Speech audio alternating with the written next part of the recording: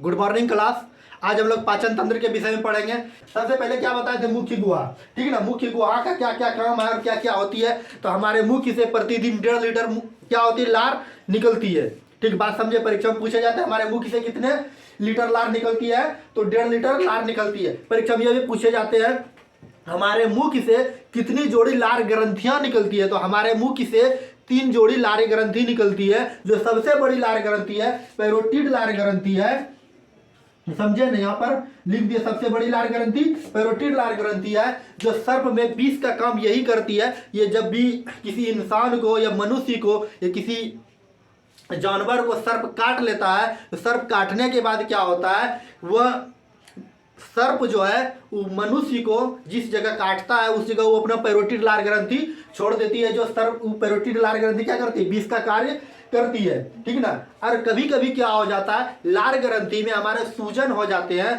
सूजन जो विषाणु से संक्रमित होकर जब सूजन हो जाते हैं, सूजन होने से क्या हो जाता है, थोड़ा सा फूल जाता है और फूलने के बाद क्या हो जाता है, दर्द होने लगता है, जिसको हम लोग क्या कहते हैं, गलसुआ रोग कहते हैं। तो समझ गए। तो क्या मुख्य गुहा का क्या क्या काम है, तो परीक्षा में क्या क्या पूछे जाते हैं, हमारे मुख्य से कितने जोड़ी लार ग्रंथि निकलती है, तो 3 जोड़ी लार ग्रंथि निकलती है। कितनी लार निकलती है, तो 1.5 लीटर लार निकलती है।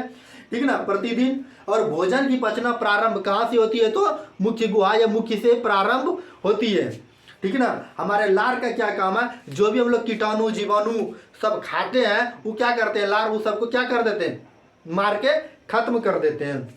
देख, खत्म करने के बाद अब यहाँ क्या आते हैं हम लोग, ग्रास नली में। ये जो हमारा हम लोग जिसको कंड कहते हैं, इसी को हम लोग क्या कहते हैं, ग्रास नली। इसमें परीक्षा में पूछा जाता है कहाँ पाचन की क्रिया प्रारंभ, मतलब कहाँ पाचन की क्रिया नहीं होती है, तो कहाँ होती है, ग्रास नली में पाचन की क्रिया नहीं होती, बल्कि यह क्रमाकुंचन विधि से भोजन जो है कहाँ से, ग्रास नली से कहाँ जाते हैं हम लोग, आमाशय में जाता है। ठीक ना। और आमाशय से क्या निकलता है, हमारे आमाशय से क्या निकलते हैं, HCl निकलते हैं। HCl का क्या काम है, देखिए इससे पहले क्या हुआ कि मुख्य से लार जो लार ग्रंथि निकलती है या भोजन को क्या करते हैं, पूर्ण रूप से मतलब पचाने की क्रिया प्रारंभ करते हैं। जो भी विषाणु जीवाणु होते हैं उनको क्या करते हैं, मारते हैं। यहाँ से जो भी विषाणु जीवाणु बच जाते हैं, जो कि पतितो सब होता है, वो कहाँ घुस जाता है, यहाँ आमाशय में आ जाता है, जिसको हम लोग क्या कहते हैं, पेट निकलता है, पेट कहते हैं। इसके बाद क्या करते हैं, यहां से क्या निकलता है, HCl। अब देखिए HCl जिसको हम लोग हिंदी में कहते हैं हाइड्रोक्लोरिक अम्ल। अब देखिए अम्ल को हिंदी में हम लोग क्या कहते हैं, अम्ल ही कहते हैं, अंग्रेजी में कहते हैं एसिड। ठीक है ना। अब देखिए एसिड का क्या काम है, एसिड या कम पावर का रहे या ज्यादा पावर का रहे, जैसे सांप रहे या सांप का बच्चा रहे, तो काटेगा तो अपना पैरोटिड ग्रंथि मतलब लार ग्रंथि छोड़ेगा तो उसको विष लगेगा ही लगेगा।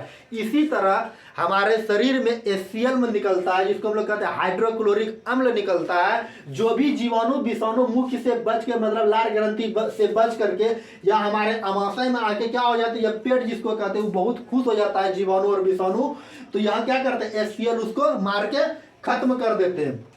अब देखिए हम लोग आमाशय को 3 पार्ट में पढ़ते हैं। ठीक, इससे पहले और क्या बता देते हैं, देखिए आमाशय जो होते हैं ना, आमाशय का जो एक इसमें एक प्रकार का परत पाए जाते हैं, जिसको हम लोग क्या कहते हैं, म्यूकोसा कहते हैं। ठीक। अब देखिए जब एसिड है, एसिड तो त्वचा को ऑटोमेटिक क्या करेंगे, गलाएंगे ही गलाएंगे, लेकिन ये क्या करेंगे, म्यूकोसा का जो परत बनाए हैं हमारे हम लोग के क्या भगवान बहुत अच्छे थे, जो क्या कर दिए, सबके मनुष्य में या जानवर में भी क्या बना दिए, म्यूकोसा का परत चढ़ा दिए। परत क्या काम करता है, हमारे शरीर में HCl से रक्षा करता है। अगर ये म्यूकोसा में क्या, जिसका म्यूकोसा कमजोर हो गया या ये क्षतिग्रस्त हो गया, तो हमारे आमाशय को क्या कर देंगे, उसमें छेद कर सकते हैं। इसके बाद इसमें क्या पाया जाता है, ये बीच वाले को हम लोग क्या कहते हैं, फंडिक कहते हैं। इसको 3 पार्ट में पढ़ते हैं, एक कार्डियक होता है, ठीक, एक फंडिक होता है, और एक क्या कहता है, पाइलोरिक कहते हैं। ठीक ना। और ये इस तरह से इसमें क्या पाया जाता है, कांटेनुमा संरचना पाया जाता है, जिसको हम लोग क्या कहते हैं, रूजी कहते हैं।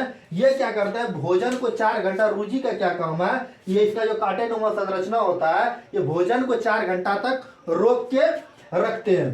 ठीक। और इस तरह से यहाँ से आने के बाद आमाशय और छोटी आंत के बीच में एक प्रकार की यहाँ पे थैली पाई जाती है। थैली का क्या काम है, जिसको हम लोग क्या कहते हैं, जठर ग्रंथि कहते हैं।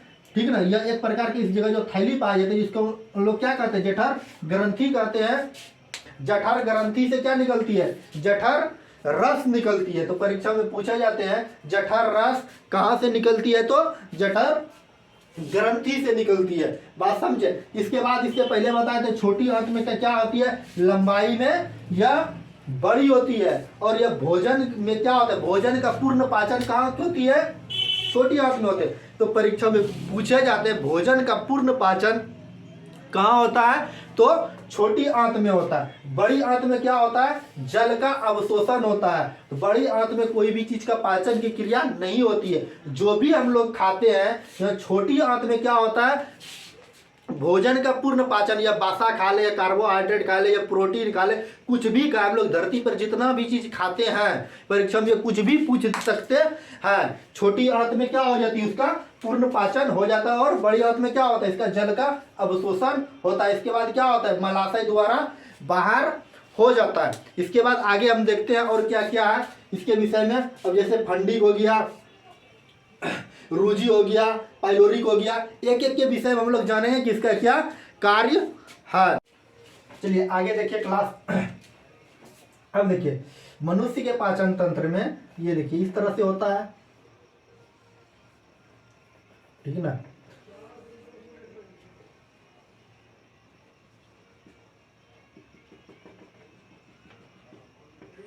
देखिए इस छोटा सा फिगर हम बनाए और छोटा सा फिगर से हम लोग समझते हैं। इसको हम लोग क्या कहते हैं, मुख्य गुहा कहते हैं। मुख्य गुहा यहाँ पे आपको दिखता होगा, इसको हम लोग क्या कहते हैं, मुख्य गुहा कहते हैं। और इसको हम लोग क्या बता रहे थे, ग्रास नली कहते हैं, ठीक है ना। इसको हम लोग ग्रास नली, ठीक है ना। इसको हम लोग क्या कहते हैं, अमाशय, ठीक। इसको हम लोग अमाशय कहते हैं। इसके बाद ये क्या हो गया, छोटी आंत हो गया। और इसके बाद ये बड़ी आंत। और इसके बाद यहाँ क्या हो जाएगा, मलाशय हो जाएगा। इतना हम लोग को पाचन तंत्र में पढ़ना पड़ेगा, ठीक है ना। अब देखिए मुख्य गुहा के विषय में बताया अभी क्या, हमारे मुख्य से प्रतिदिन क्या निकलते हैं, 1.5 लीटर लार निकलते हैं, ठीक है ना। और 3 जोड़ी लार ग्रंथियां पाई जाती है, ठीक है ना। और जो सबसे बड़ी लार ग्रंथि होती है, जो पैरोटिड लार ग्रंथि होती है, यह ये क्या होती है, सर्प में जो ये लार ग्रंथि पाई जाती है, ये क्या करती है, सर्प में विष का काम करती है। विष मतलब किसी इंसान को काट लिया तो वह क्या करती है, सर्प में मतलब सर्प जो है वो पैरोटिड लार ग्रंथि को वहाँ छोड़ देती है, जो क्या हो जाती है, मनुष्य के शरीर में वो पूरी तरह से फैल जाते हैं। और क्या कर देते हैं, हमारे ब्लड को वो जमा देते हैं, ठीक, दही के तरह वो खट्टा कर देते हैं, जो ब्लड काम नहीं करने लगता, जिससे व्यक्ति की मृत्यु हो जाती है। अब देखिए कई लार जो है ना, लार एक प्रकार का एंजाइम का निर्माण करता है। बात समझे, लार क्या करता है, एक प्रकार का एंजाइम का निर्माण करता है, जो हमारे भोजन को पचाने में बहुत सहायता देता है, ठीक। अब देखिए लार में जो एंजाइम पाए जाते हैं, एक होता है लाइसोजाइम एंजाइम, ठीक है ना। इसका भोजन को पचाने में बहुत महत्वपूर्ण योगदान है। लाइसोजाइम एंजाइम परीक्षा में पूछा जाती है मनुष्य के शरीर में कहाँ पाए जाते हैं, तो हमारे मुख में पाए जाते हैं। इसका क्या काम है, कीटाणुओं को मारने का काम करता है। हम लोग जो भी भोजन को ग्रहण करते हैं, या कीटाणु चले जाते हैं, या जीवाणु चले जाते हैं, लाइसोजाइम एंजाइम जो क्या करते हैं, मुख में उसको क्या कर देते हैं, मार देते हैं। यह क्या, लाइसोजाइम एंजाइम कहाँ पाए जाते हैं, ये मुख में पाए जाते हैं। इसके बाद टाइलिन और डाइस्टेज, टाइलिन और डाइस्टेज जो है ये क्या करते हैं, मुख्य में स्टार्च, जिसको हम लोग चोकर कहते हैं, या मंड, इसका नाम अलग अलग तरह से, अलग अलग किताब में अलग अलग तरह से लिखा हुआ है। टाइलिन या डाइस्टेज नाम याद रखिएगा, ये टाइलिन या डाइस्टेज अलग अलग किताब में अलग अलग तरह का नाम है, लेकिन इसको आप क्या कीजिए, एक ही साथ याद रखिए, ठीक। तो ये क्या करते हैं, हमारे मुख्य में जो भी हम लोग कार्बोहाइड्रेट को खाते हैं उसको पचाने का काम क्या करते हैं, टाइलिन या डाइस्टेज करते हैं। ये परीक्षा में पूछे जाते हैं कार्बोहाइड्रेट का पचाने का कार्य कौन करते हैं, कौन सा लार ग्रंथि करती है, तो कौन करती है, टाइलिन या डाइस्टेज, ठीक। मंड को क्या होता है, एक प्रकार का ये शर्करा होता है, ठीक ना। मंड को ये शर्करा में बदलता है। अब यो एक होता है म्यूलिन, लीन जो होता है ये भोजन को चिपचिपा बना देता है। हम लोग घर में खाए होंगे, खाना खाने के बाद उसको क्या होता है, जब उसको देखिए जैसे रोटी का है, रोटी को अगर नीचे अगर मुंह से निकालिएगा तो वो चिपचिपा हो जाता है। तो ये जो एक प्रकार की लाल ग्रंथि है मिलुलिन, ये क्या करते हैं, भोजन को चिपचिपा प्रदान कर देते हैं।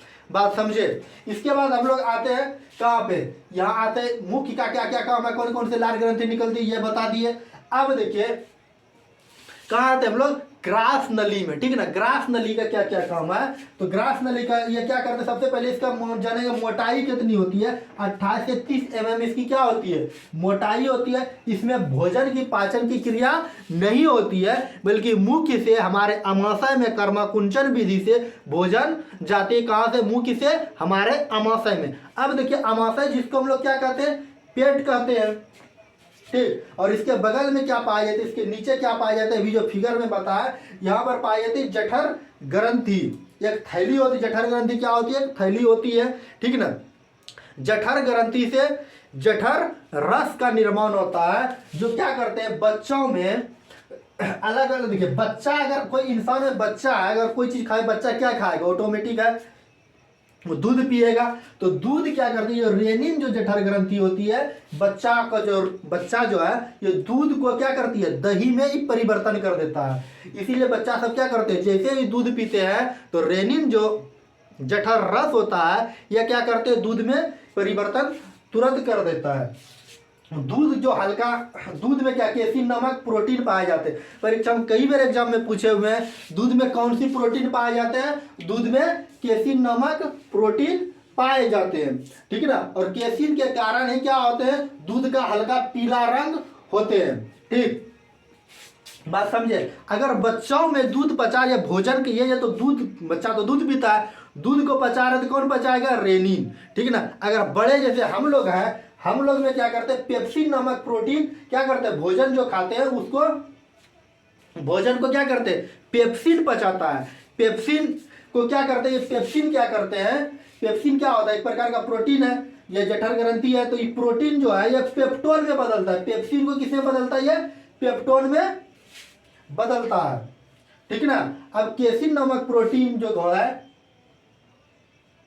या कैल्सियोपरा केसिन में क्या कर देते हैं, बदलने। परीक्षा में पूछा जाता है केसिन जो है, केसिन जो एक प्रोटीन है किसमें बदलता है, तो केप्सिन परा कैसिन में बदलता है, ठीक। और रेनिन को किसमें बदलता है, यह बच्चा दूध को दही में बदल देता है, ठीक। अब देखिए ग्रास नली बता दिया। इसके बाद हम लोग आते हैं अमाशय, ठीक ना। अमाशय पर खेल है, हम क्या बताएं, अमाशय को 3 पार्ट में बांटा हुआ है, ठीक। एक का नाम क्या है, कार्डियक है, एक का नाम क्या है, फंडी है, तो तीसरा का नाम क्या है, रूजी है। अब देखिए कार्डियक का क्या क्या काम है, और रूजी का क्या काम है, और फंडी का क्या काम है। कार्डियक से क्या निकलता है, हमारे शरीर में, शरीर से क्या निकलते हैं, HCl निकलते हैं। जो HCl का क्या काम है, जिसको हम लोग हाइड्रोक्लोरिक अम्ल कहते हैं, यह क्या करते हैं, जीवाणुओं को मारने का काम करता है, ठीक। बात समझ गए।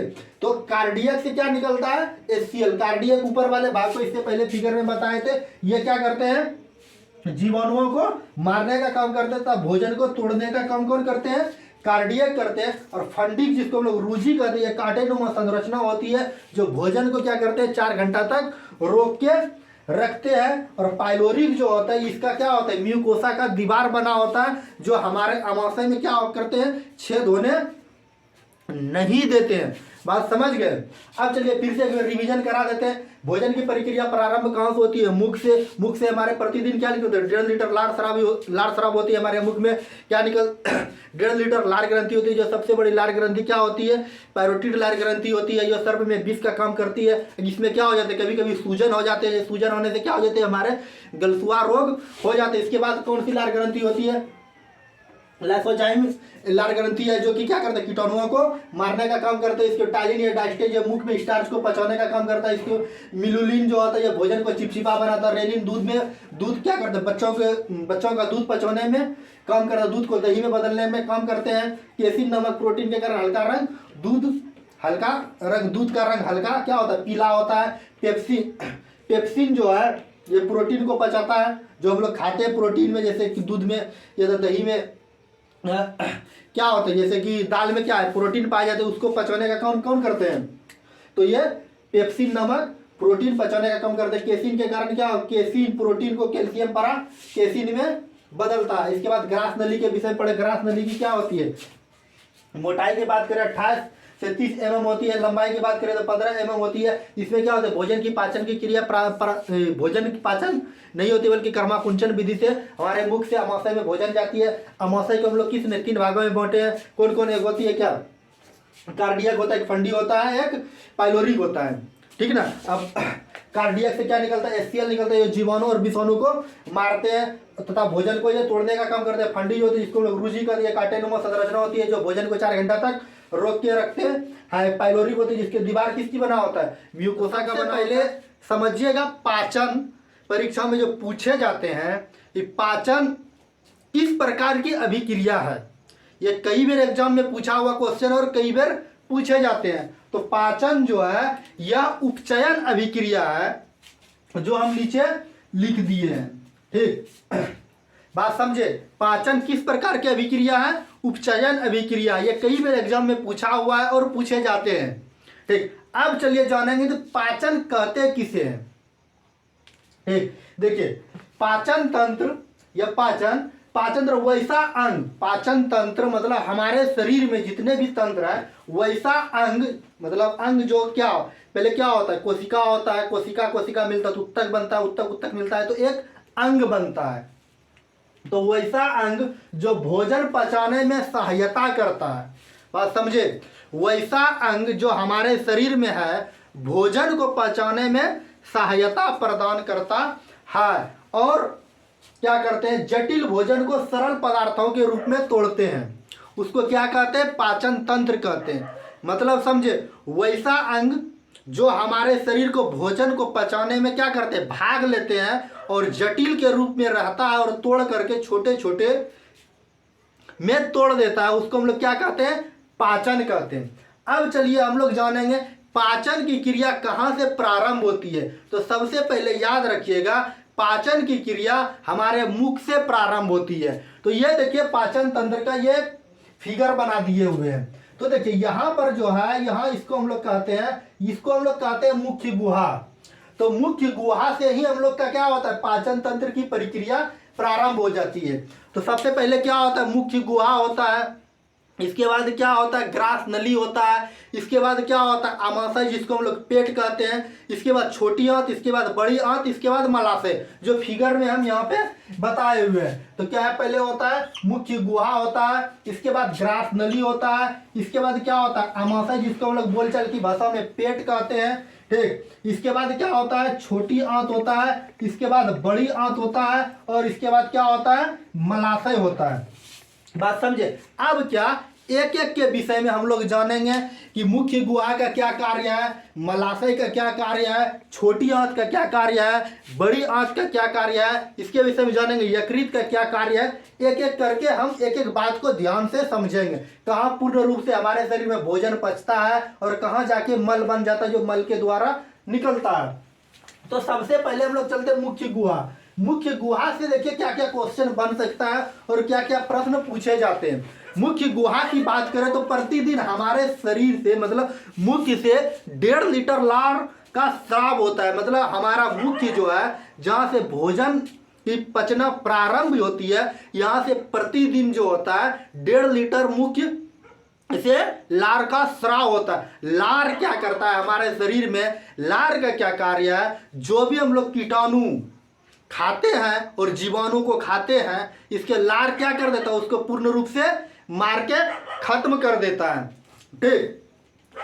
हमारे मुख से इतने 3 जोड़ी लार ग्रंथि निकलती है, ठीक। कितने जोड़ी, 3 जोड़ी। तो पहला क्वेश्चन क्या है, हमारे शरीर से 1.5 लीटर लार निकलता है। और दूसरा क्वेश्चन ये है कि हमारे मुख से 3 जोड़ी लार ग्रंथि निकलती है, जिसमें सबसे बड़ी लार ग्रंथि जो होती है पैरोटिड लार ग्रंथि होती है, जो हम बोर्ड पे लिख दिए हुए हैं, ठीक। तो सबसे बड़ी लार ग्रंथि का नाम क्या है? पैरोटिड लार ग्रंथि है। जो ये क्या करते हैं, यह लार ग्रंथि जो होते हैं सर्प में जो पाए जाते हैं, सर्प में विष का काम कौन सी लार ग्रंथि करती है? तो पैरोटिड लार ग्रंथि ही कार्य करती है। क्या जो होता है, कभी कभी पैरोटिड लार ग्रंथि में कुछ कुछ जब हम लोग विषाणु अंदर प्रवेश कर जाते हैं तो विषाणु क्या करते हैं, पैरोटिड लार ग्रंथि को नुकसान पहुंचाते हैं, उससे संक्रमित हो जाते हैं। जब क्या हो गया, मनुष्य के शरीर में जो मुख में लार है, पैरोटिड लार ग्रंथि है, वो क्या हो गया, वो संक्रमित हो गया विषाणु से, तो क्या हो जाता है, तो हमारे शरीर में मतलब गले में सूजन आने लगता है। सूजन का अर्थ होता है कि थोड़ा सा फूल के उसमें दर्द होना, वो क्या कहलाता है? सूजन कहलाता है।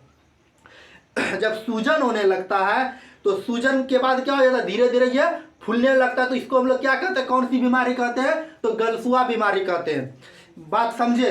तो मनुष्य के मुख से कौन कौन से क्वेश्चन बन सकते हैं? सबसे पहले पाचन की क्रिया प्रारंभ कहाँ से होती है? मुख से होती है। तो हमारे मुख से प्रतिदिन कितने निकलते हैं? 1.5 लीटर लार निकलते हैं, ठीक। और 3 जोड़ी जो है लार ग्रंथियां निकलती है, जिसमें क्या सबसे पैरोटिड लार ग्रंथि सबसे बड़ी क्या लार ग्रंथि है, और सर्प में यह क्या करती है? विष का कार्य करती है। ये क्या होता है? विषाणु, जिसको हम लोग वायरस कहते हैं। वायरस से जब ये क्षतिग्रस्त हो जाते हैं तो जिसमें इसमें क्या हो जाता है, गलसुआ नामक बीमारी हो जाता है। जब गलसुआ नामक बीमारी हो गया तो इसी को तो क्या हो जाता है, मनुष्य का यहाँ धीरे धीरे क्या हो जाता है, गाल फूलना प्रारंभ हो जाता है। बात समझे? तो ये हमारे मुख्य गुहा से प्रश्न बन सकते हैं और यहाँ से पूछे जाते हैं क्वेश्चन। इसके बाद हम लोग आते हैं कहाँ, ग्रास नली, जिसको ये कहते हैं हम लोग कंठ कहते हैं, इसी को हम लोग क्या कहते हैं, ग्रास नली कहते हैं। तो ग्रास नली से क्या क्या क्वेश्चन बनता है? अब देखिए, सबसे पहले ग्रास नली में कोई भी पाचन की क्रिया प्रारंभ मतलब पाचन की क्रिया ग्रास नली में होती ही नहीं है। बात समझे? पहला प्रश्न यह है, परीक्षा में पूछे जाते हैं, पाचन की क्रिया हमारे शरीर में कहाँ नहीं होती है? तो पाचन की क्रिया हमारे शरीर में कहाँ नहीं होती है? तो ग्रास नली में पाचन की क्रिया नहीं होती है। यहाँ पर क्या होता है, हमारे भोजन को मुख में जो चबाने के बाद कर्माकुंचन विधि से क्या करते हैं, भोजन ये अमाशय में जाते हैं, जिसको हम लोग क्या कहते हैं अपनी बोलचाल की भाषा में पेट कहते हैं। जब अमाशय में गए तो अब अमाशय का अलग कार्य है। तो देखिए, ग्रास नली की लंबाई जो है 15 सेंटीमीटर होता है, और ये क्या करते हैं, मुख्य गुहा से अमाशय मतलब पेट को जोड़ने का काम करता है, ठीक ना। परीक्षा में पूछे जाते हैं ग्रास नली किसको जोड़ता है? तो मुख्य गुहा से अमाशय को जोड़ते हैं, ठीक। बात समझे? अब देखिए, इसके बाद हम लोग आते हैं अमाशय, ठीक, जिसको हम लोग बोलचाल की भाषा में पेट कहते हैं। सबसे पहले एक बात याद रखिएगा, इस तरह से इस पे जो हम लोग क्या करते हैं, किसी पठा उठा का भोटी काटे होंगे तो उस पर देखे होंगे इस तरह से इस पर आकार रहता है, मतलब काटानुमा आकार रहता है। काटानुमा क्या रहता है, आकार रहता है। इसी काटानुमा आकार को हम लोग क्या करते हैं, कहते हैं रूजी कहते हैं, जिसका पूरे का नाम है क्या, अमाशय या तो पेट, ठीक। ये रूजी का क्या कार्य है, ये काटानुमा आकार जो रहता है, ये रूजी का क्या कार्य है, भोजन को 4 घंटा तक रोक के रखना। बात समझे? हम लोग जो भोजन को खाते हैं ये 4 घंटा तक हमारे अमाशय में भोजन को रोक के रखता है, ये काटानुमा इसका आकार होता है। और इसके बाद इस तरह से यहाँ पर इस तरह से परत पाई जाती है, जिसको हम लोग क्या कहते हैं, म्यूकोसा कहते हैं, ठीक। तो क्या कहते हैं, इस परत को इस तरह से पाए जाते हैं ऊपर में, इसको हम लोग क्या कहते हैं, म्यूकोसा कहते हैं। अब म्यूकोसा का क्या कार्य है, सबसे पहले जानिए कि हमारे अमाशय से एक एसिड निकलता है, जिसको हम लोग क्या कहते हैं, HCl, ठीक, जिसको हिंदी में कहते हैं हाइड्रोक्लोरिक अम्ल। अब देखिए, एसिड को हिंदी में कहते हैं अम्ल, अगर हम बोले अम्ल और अंग्रेजी में एसिड। अब देखिए, कभी भी देखेंगे एसिड अटैक हो गया तो देखिए, अम्ल का अंग्रेजी हिंदी में कहते हैं कौन सी, अम्ल, अंग्रेजी में कहते हैं क्या, एसिड। अब किसी लड़की के ऊपर एसिड फेंक दिया तो फिल्म सब में देखेंगे कितना खतरनाक होता है, ठीक। उसी तरह हमारे अमाशय से भी क्या निकलते, एसिड निकलते हैं। अब देखिए, सांप रहे या सांप का बच्चा रहे, तो क्या करे, काटेगा तो बिख लगेगा ऑटोमेटिक है। इसीलिए हमारे अमाशय से कम पावर की एसिड निकलती है, जो क्या करते हैं, बचे हुए जीवाणु और विषाणु को ये मारने का कार्य करती है। और भगवान बहुत होशियार था, इसीलिए क्या किया, एसिड क्या करते हैं, हमारे मांस को गलाते हैं। तो अब देखिए इसके ऊपर किस चीज का, म्यूकोसा का परत चढ़ा दिया गया, ताकि क्या करे, कितना भी एसिड निकले तो क्या हो, यह हमारे मांस को गला नहीं सकता है। अगर ये क्या हो जाएगा, म्यूकोसा का परत नहीं रहेगा तो हमारे क्या कर देंगे, आमाशय को गला देंगे, तो इंसान अधिक लंबे समय तक जीवित नहीं रहेंगे। अब देखिए भोजन की प्रारंभ, पचने की प्रक्रिया कहां से प्रारंभ हुई थी, मुख से। मुख में जो लार ग्रंथि निकलती है, जीवाणु विषाणु कीटाणु जो भी हम लोग खाते हैं वो क्या करते हैं, हमारे लार ग्रंथि उसको मार देते हैं। मारने के बाद कर्माकुंचन विधि से कहां आ गया, अमाशय में। अमाशय में आने के बाद जो भी विषाणु जीवाणु बचे, पहले तो यहां मार दिए, लेकिन कुछ कुछ ऐसे पतितो होते हैं जो कि कहां आ जाते हैं, अमाशय में। अमाशय में आने के बाद वो अपने आप को क्या समझते हैं, हम लोग क्या हो गए, स्वतंत्र हो गए। लेकिन नहीं, जब अमाशय में आते हैं तो अमाशय से निकलता है एसिड, जिसको हम लोग कहते हैं हाइड्रोक्लोरिक अम्ल कहते हैं। जब हाइड्रोक्लोरिक अम्ल निकलते हैं, ये पूर्ण रूप से क्या करते हैं, भोजन को सड़ा देते हैं। सड़ाने के बाद अब क्या करेंगे, यहां से अमाशय से क्या करेंगे, अमाशय से क्या करेंगे, छोटी आंत में भेजेंगे। ठीक ना, पहले अब अमाशय के विषय में कुछ पर जान लेते हैं, इसके बाद हम लोग छोटी आंत के विषय में जानेंगे। देखिए अमाशय का क्या कार्य है, सबसे पहले तो ये रूजी से जो सटा हुआ रहता है, ये भोजन को 4 घंटा तक तो क्या करता है, रोक के रखता है। तो भोजन को 4 घंटा तक रोक करके कहाँ रखते हैं, तो कहाँ रखते हैं, अमाशय में रखते हैं। ठीक ना, इसके बाद अब देखिए अमाशय हो गया। अब देखिए यहाँ पर आहार नाल छूट गया था। आहार नाल किसको कहते हैं, ये जितने भी हमारे पाचन तंत्र में भाग लेते हैं सबको क्या करते हैं, जैसे मुख्य गुहा हो गया, ग्रास नली हो गया, अमाशय हो गया, छोटी आंत हो गया, बड़ी आंत हो गया, मुख्य गुहा हो गया, ये सब क्या है, आहार नाल है। तो आहार नाल की लंबाई कुल मिलाकर पूछे तो ये 32 फीट होती है। पाचन के समय भोजन आहार नाल में ही रहता है। आहार नाल मतलब जब भी भोजन पचता है तो ये आहार नाल में ही रहता है। और अमाशय में भोजन क्या करते हैं, भोजन को रूजी द्वारा 4 घंटा तक भोजन को रोक के रखते हैं। अब हम लोग आते हैं तो HCl का काम क्या बता दिए, जो भी जीवाणु विषाणु बचेंगे उसको क्या कर देंगे, मार के खत्म कर देंगे। और म्यूकोसा ये हमारे HCl से रक्षा करता है। ठीक, अब देखिए यहाँ छोटी आंत जो होता है, नाम में भले ये छोटी है, ठीक ना, लेकिन ये लंबाई में बड़ी होती है। ठीक ना, बात समझे, परीक्षा में कई बार पूछे जाते हैं कि छोटी आंत बड़ी है कि बड़ी आंत बड़ी है। तो छोटी आंत जो होती है ये लंबाई में वास्तविक में क्या होती है, बड़ी होती है। और यह भोजन की पाचन की प्रक्रिया पूर्ण रूप से संपन्न होती है। कुछ भी पूछे, आम, इमली, कटहल या प्रोटीन, वसा, कार्बोहाइड्रेट कुछ भी पूछ दे, सिर्फ इतना सा याद रखिएगा कि भोजन की पूर्ण पाचन छोटी आंत में होती है। बड़ी आंत में भोजन की पाचन नहीं होती है। बड़ी आंत में सिर्फ जल का अवशोषण होता है। तो परीक्षा में कई बार पूछे हुए हैं कि जल का अवशोषण कहाँ होता है, तो बड़ी आंत में होता है। ठीक, और भोजन का पूर्ण पाचन कहाँ होता है, तो छोटी आंत में होता है। ठीक, छोटी आंत का आकार क्या किस आकार का रहता है, यू आकार का रहता है, और लंबाई में ये बड़ी होते हैं। ठीक है ना। अब देखिए इसके बाद हम लोग बड़ी आंत के बाद आ गए मलाशय। मलाशय जब आ गए तो मलाशय जिसको हम लोग क्या कहते हैं, गुदा, इसके द्वारा क्या हो जाता है, मल बाहर निकल जाता है। जो भी हम लोग पचे हुए भोजन को क्या कर देते हैं, मल द्वारा निकाल देते, जिसकी लंबाई कितनी होती है, 18 से 20 सेंटीमीटर तक होती है।